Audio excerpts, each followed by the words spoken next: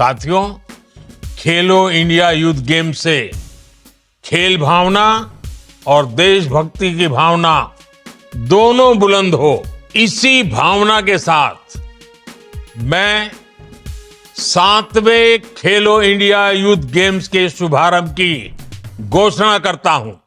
সপ্তম খেলো গেমস ইন্ডিয়ার উদ্বোধনী অনুষ্ঠানে ভারতের প্রধানমন্ত্রী নরেন্দ্র মোদী তার বক্তব্য দিচ্ছেন। তিনি খেলোয়াড়দের নতুন খেলোয়াড়দের জন্য কী বার্তা নিয়ে এলেন শোনাবো আপনাদের। চোখ রাখুন বাংলা খবর ইউটিউব চ্যানেলে। আপনারা দেখছেন বাংলা খবর ইউটিউব চ্যানেল। चौधरी जी, विजय कुमार सिन्हा जी,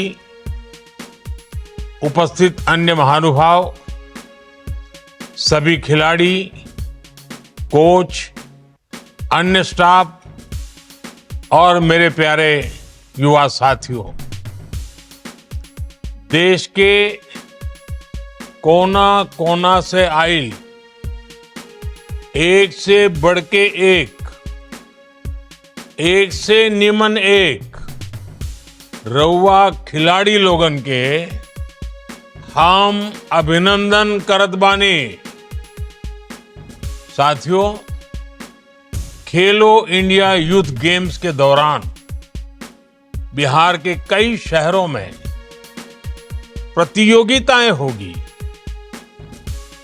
पटना से राजगीर, गया से भागलपुर और बेगूसराय तक आने वाले कुछ दिनों में 6,000 से अधिक युवा एथलीट, 6,000 से ज्यादा सपनों और संकल्पों के साथ बिहार की इस पवित्र धरती पर परचम लहराएंगे। मैं सभी खिलाड़ियों को अपनी शुभकामनाएं देता हूं। भारत में स्पोर्ट्स अब एक कल्चर के रूप में अपनी पहचान बना रहा है और जितना ज्यादा भारत में स्पोर्टिंग कल्चर बढ़ेगा, उतना ही भारत की सॉफ्ट पावर भी बढ़ेगी। खेलो इंडिया यूथ गेम्स इस दिशा में देश के युवाओं के लिए एक बहुत बड़ा प्लेटफॉर्म बना है। साथियों, किसी भी खिलाड़ी को अपना प्रदर्शन बेहतर करने के लिए खुद को लगातार कसौटी पर कसने के लिए ज्यादा से ज्यादा मैच खेलना, ज्यादा से ज्यादा प्रतियोगिताओं में हिस्सा लेना, ये बहुत जरूरी होता है। एनडीए सरकार ने अपनी नीतियों में हमेशा इसे सर्वोच्च प्राथमिकता दी है। आज खेलो इंडिया यूनिवर्सिटी गेम्स होते हैं, खेलो इंडिया यूथ गेम्स होते हैं, खेलो इंडिया विंटर गेम्स होते हैं, खेलो इंडिया पैरा गेम्स होते हैं, यानी साल भर अलग अलग लेवल पर पूरे देश के स्तर पर, राष्ट्रीय स्तर पर लगातार स्पर्धाएं होती रहती है। इससे हमारे खिलाड़ियों का आत्मविश्वास बढ़ता है, उनका टैलेंट निखर कर सामने आता है। मैं आपको क्रिकेट की दुनिया से एक उदाहरण देता। अभी हमने आईपीएल में बिहार के ही बेटे वैभव सूर्यवंशी का शानदार प्रदर्शन देखा। इतनी कम आयु में वैभव ने इतना जबरदस्त रिकॉर्ड बना दिया। वैभव के इस अच्छे खेल के पीछे उनकी मेहनत तो है ही, उनके टैलेंट को सामने लाने में अलग अलग लेवल पर ज्यादा से ज्यादा मैचों ने भी बड़ी भूमिका निभाई। यानी जो जितना खेलेगा वो उतना खिलेगा। खेलो इंडिया यूथ गेम्स के दौरान आप सभी एथलीट्स को नेशनल लेवल के खेल की बारीकियों को समझने का मौका मिलेगा। आप बहुत कुछ सीख सकेंगे। साथियों, ओलंपिक्स कभी भारत में आयोजित हो, ये हर भारतीय का सपना रहा है। आज भारत प्रयास कर रहा है कि साल 2036 में ओलंपिक्स हमारे देश में हो। अंतर्राष्ट्रीय स्तर पर खेलों में भारत का दबदबा बढ़ाने के लिए स्पोर्टिंग टैलेंट की स्कूल लेवल पर ही पहचान करने के लिए सरकार स्कूल के स्तर पर एथलीट्स को खोजकर उन्हें ट्रेन कर रही है। खेलो इंडिया से लेकर टॉप स्कीम तक एक पूरा इकोसिस्टम इसके लिए विकसित किया गया है। आज बिहार सहित पूरे देश के हजारों एथलीट्स इसका लाभ उठा रहे हैं। सरकार का फोकस इस बात पर भी है कि हमारे खिलाड़ियों को ज्यादा से ज्यादा नए स्पोर्ट्स खेलने का मौका मिले। इसलिए ही खेलो इंडिया यूथ गेम्स में गतका, कलारी पयट्टू, खो खो, मलखम और यहां तक कि योगासन को शामिल किया गया है। हाल के दिनों में हमारे खिलाड़ियों ने कई नए खेलों में बहुत ही अच्छा प्रदर्शन करके दिखाया है। वुशु, सेपाक टकरा,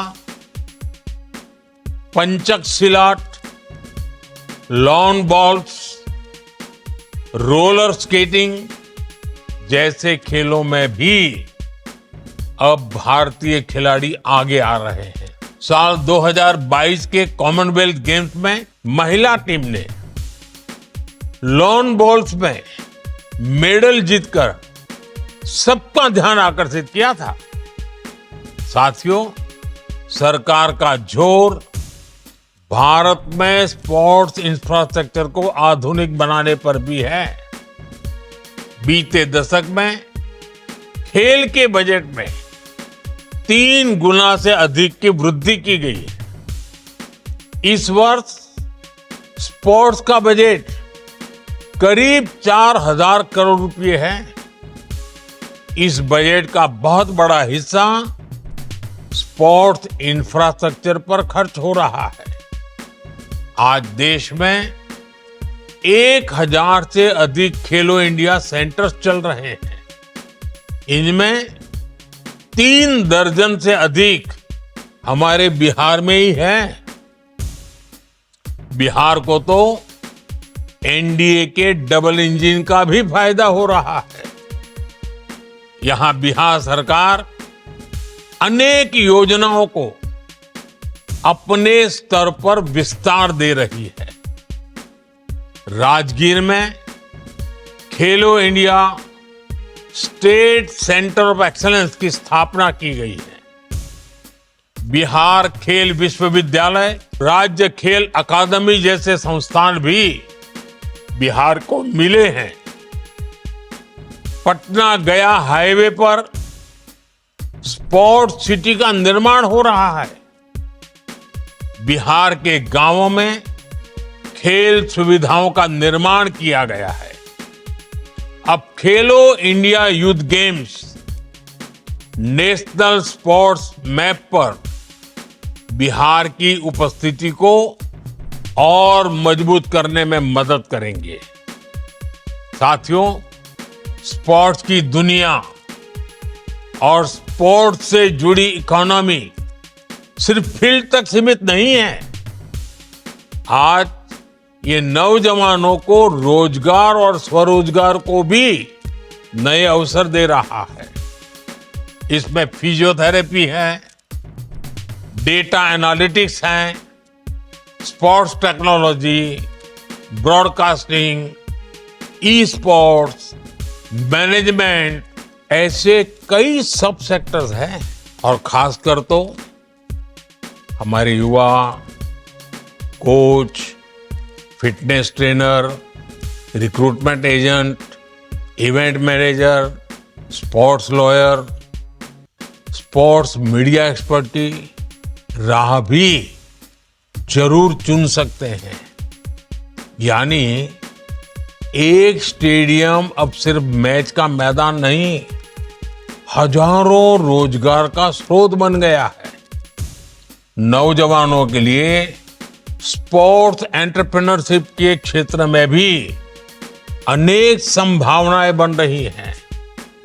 आज देश में जो नेशनल स्पोर्ट्स यूनिवर्सिटी बन रही है या फिर नई नेशनल एजुकेशन पॉलिसी बनी है, जिसमें हमने स्पोर्ट्स को मेन स्ट्रीम पढ़ाई का हिस्सा बनाया है, इसका मकसद भी देश में अच्छे खिलाड़ियों के साथ साथ बेहतरीन स्पोर्ट्स प्रोफेशनल्स बनाने का है।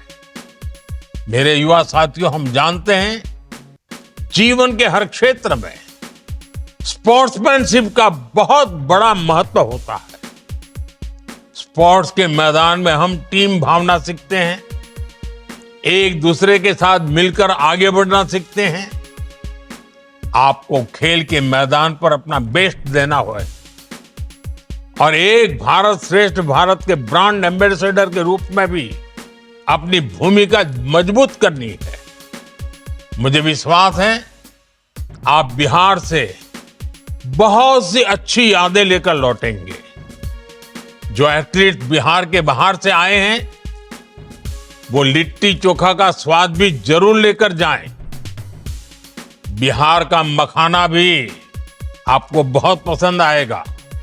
साथियों, खेलो इंडिया यूथ गेम से खेल भावना और देशभक्ति की भावना दोनों बुलंद हो, इसी भावना के साथ मैं 7वें खेलो इंडिया यूथ गेम्स के शुभारंभ की घोषणा करता हूं। আপনারা দেখছেন বাংলা খবর ইউটিউব চ্যানেল।